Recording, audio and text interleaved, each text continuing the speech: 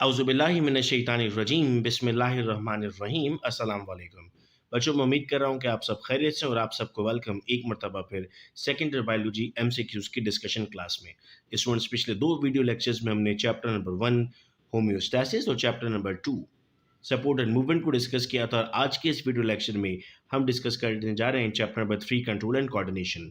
Students, आज हम ये भी देखेंगे कि बुक रीडिंग किस तरह से की जाए और बुक रीडिंग से हमें एमसीक्यूज कैसे सॉल्व होते हुए मिलते हैं। तो आप देख पा रहे हैं कि मैंने हर एक के सामने उसका पेज नंबर भी मेंशन कर दिया और अब हम उन पेज नंबर्स पर जाकर उन आंसर्स को देख भी लेंगे। इससे आपकी बुक रीडिंग की प्रैक्टिस भी हो जाएगी और एमकैट के लिए जो आप प्रिपरेशन करते हैं उसमें भी आपको हेल्प मिलने वाली है। आइए बच्चों, चैप्टर भी रिवाइज करते हैं और एमसीक्यू साथ साथ सॉल्व करते हैं। लिखा है myelin sheath is form by. Myelin sheath क्या होती है सर? न्यूरॉन पर जो आउटर कवर मौजूद है जिसकी वजह से इम्पल्सिस एक न्यूरॉन से दूसरे न्यूरॉन में ट्रांसफर नहीं होते हैं, विद इन द न्यूरॉन रहते हैं, उसे हम नाम देते हैं माइलिन शीट का। याद रहे बच्चों, माइलिन शीट हमारे पास इंटर न्यूरॉन्स में एब्सेंट होती हैं क्योंकि इंटर न्यूरॉन ब्रेन के अंदर मौजूद होते हैं। माइलिन शीट की वजह से जो कंडक्शन है वो स्लो होती है, तो जहाँ फास्ट कंडक्शन चाहिए वहाँ पर हमें माइलिन शीट की ज़रूरत नहीं है। एग्जाम में एक नंबर का साइंटिफिक रीज़न आता है why myelin sheath is absent in interneuron. इसलिए एब्सेंट है सर चूंकि वहाँ पर हमें फास्ट मूवमेंट चाहिए। हम सवाल के साथ साथ पूरा टॉपिक ही रिवाइज कर लेते हैं ताकि और भी चीज़ें हमारे जहन में मौजूद रहें। पेज नंबर 66 पे बेटा अब हम चलते हैं, जहाँ पर हमें ये देखना है कि न्यूरोग्लिया के बारे में क्या लिखा हुआ है। अगर मैं यहाँ न्यूरोग्लिया को पढ़ता हूँ बेटा तो लिखा हुआ neurons in the central nervous system यानी CNS are associated with other type of cell that are called as neuroglia. These smaller cells separate neurons from one another from myelin sheath and are also involved in tropic and phagocytic function। तो लिखा हुआ है कि they form myelin sheath। और अगर मैं एक neuron आपके सामने इस वक्त रखता हूं तो आप देख पा रहे हैं कि ये जो यहाँ पर ड्रॉ हुआ हुआ बेटा, इसको हमने क्या नाम दिया है? इसको हमने माइलिन शीट का नाम दिया है। और अगर आप देखते हैं इंटर न्यूरॉन, तो इंटर न्यूरॉन में बेटा हमारे पास कोई भी माइलिन शीट मौजूद नहीं है। तो एक एमसीक्यू से हमने और भी बातों को समझ लिया। आइए बेटा आगे बढ़ते हैं सेकंड एमसीक्यू की तरफ। और सेकंड एमसीक्यू है बेटा हमारा depolarization and repolarization of neurilemma occurs during. Depolarize और रीपोलराइज बेटा होता है एक्शन पोटेंशियल में। और पेज नंबर 67 की तरफ अगर हम बढ़ते हैं तो यहाँ पर हम देख पा रहे हैं कि हमारे पास लिखा हुआ है कि सर यहाँ पर डीपोलराइजेशन हो रही है और यहाँ पर रीपोलराइजेशन हो रही है। तो डीपोलराइजेशन और रीपोलराइजेशन कब होती है सर? एक्शन पोटेंशियल में। तो हमने इसका आंसर भी क्या मार्क किया? Action potential. अगला सवाल है for the impulse to transfer from pre synaptic to post synaptic neuron the substance required. It's sir actually calcium required होता है एज एन आइन। अगर हम पेज नंबर 68 की तरफ आते हैं तो पेज नंबर 68 में ये हमारे पास पैराग्राफ लिखा हुआ है मूवमेंट का, जिसमें आप यहाँ देख सकते हैं कि कैल्शियम आइंस की ज़रूरत होती है मूवमेंट के लिए। तो अगर कुछ बच्चों ने बुक्स पहले से पढ़ ली होती तो आज वो जब ये एमसीक्यूज हो रहे होते तो वो फ़ौरन जवाब भी दे पा रहे होते और उनको समझ में आता कि यस, बुक रीडिंग करना हमारे लिए कितना इंपॉर्टेंट है। अगले सवाल पे बढ़ते हैं बेटा। अगला सवाल है hypothalamus, amygdala and hippocampus are the part of.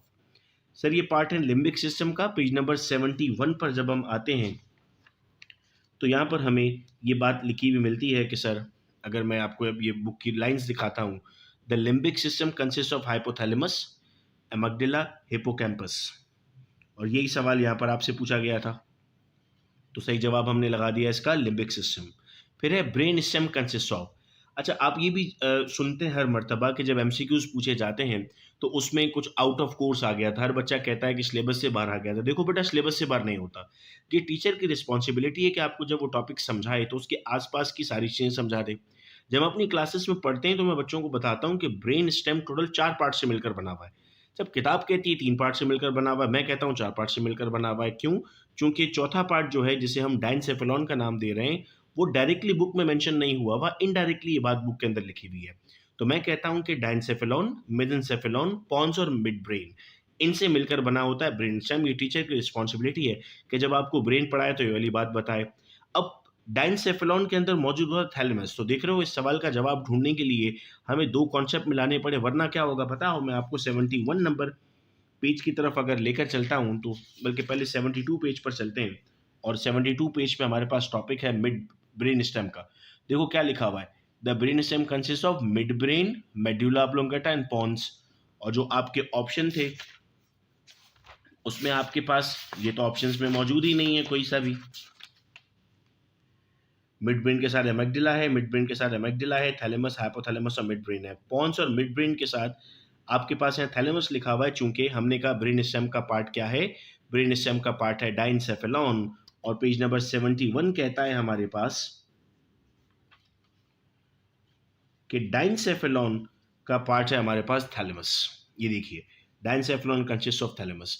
तो इसीलिए इस सवाल का सही जवाब क्या बन गया, option number D is the right answer. फिर हम कहते हैं एडीएच। एडीएच क्या होता है, एंटी डायूरेटिक हार्मोन। इसका दूसरा नाम क्या है बेटा, इसका दूसरा नाम है vasopressin and oxytocin are produce by. Sir ये पोस्टीरियर पिट्यूटरी से बनते हैं। पेज नंबर 80 की तरफ अगर हम बढ़ते हैं, पेज नंबर्स लिखने से ये होगा कि अब आप इसको बुक में ट्रेस भी कर सकते हैं और इससे रिलेटेड और एमसीक्यूज भी आपको पता लगेंगे।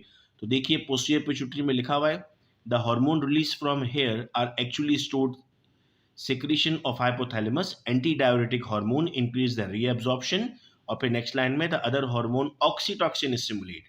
तो कहाँ से रिलीज हो रहे हैं सर, ये रिलीज हो रहे हैं हमारे पास पोस्टीरियर पिट्यूटरी से। नेक्स्ट आता है हमारे पास सर सवाल है, both adrenal cortex and gonads secrete. Adrenal cortex और गोनेड्स इन कंबाइन सिक्रीट करते हैं एंड्रोजन्स। अब हम पेज नंबर 82 और 83 देखते हैं। तो देखिए पेज नंबर 83 में यहाँ पर लाइन लिखी हुई है द मेल गोनेड्स और testis secret androgens.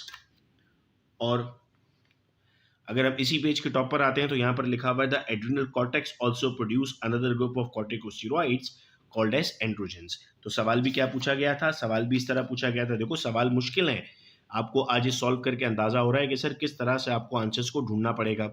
The immune system is influenced by. Immune system इनमें से किससे इन्फ्लुएंस होता है। सब पेज नंबर 83 पर ये बात मेंशन की गई है कि थायमोजिन हमारे पास रिस्पॉन्सिबल है इम्यून सिस्टम की स्टिमुलेशन के लिए। थैमस ग्लैंड में होता है। देखो क्या लिखा, घुमा फिरा कर सवाल पूछा हुआ है। देखो लिखा हुआ है it secrete several hormone including thymosin that stimulate the development and differentiation of T lymphocytes. अब टी लिम्फोसाइट्स आपने फर्स्ट ईयर बायोलॉजी में पढ़े, क्या होते हैं सर, ये हमारे इम्यून सिस्टम को स्ट्रॉन्ग करते हैं। तो इसीलिए हमने कहा सी इज द राइट आंसर। फिर सवाल आया बेटा, लास्ट क्वेश्चन है हमारा, नी jerk is an example of. So page number 85 पर ये बात लिखी हुई है कि नी jerk is an example of reflexes. देखो यहाँ पर लिखा हुआ है नी जर्क।